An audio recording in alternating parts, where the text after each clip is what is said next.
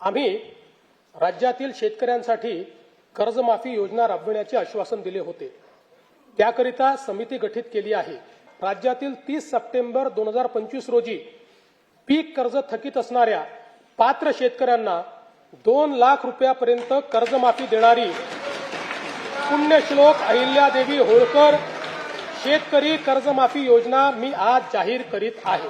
राज्यातील 30 सप्टेंबर 2025 रोजी पीक कर्ज थकीत असणाऱ्या पात्र शेतकऱ्यांना 2 लाख रुपयापर्यंत कर्जमाफी देणारी पुण्यश्लोक अहिल्यादेवी होळकर शेतकरी कर्जमाफी योजना मी आज जाहीर करत आहे। जे शेतकरी कर्ज घेऊन नियमित परतफेड करतात अशा शेतकऱ्यांना प्रोत्साहन देण्याच्या हेतूने नियमित कर्ज परतफेड केलेली असल्यास अशा पात्र शेतकऱ्यांना 50,000 रुपयापर्यंत प्रोत्साहनपर लाभ देण्यात येईल।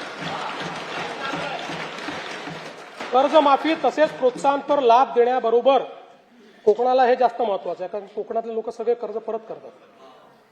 कर्जमाफी तसेच प्रोत्साहनपर लाभ देण्याबरोबरच राज्यातील बँकिंग यंत्रणा सक्षम असावी यासाठी समितीच्या शिफारसीतील निकषानुसार निर्णय घेण्यात येईल।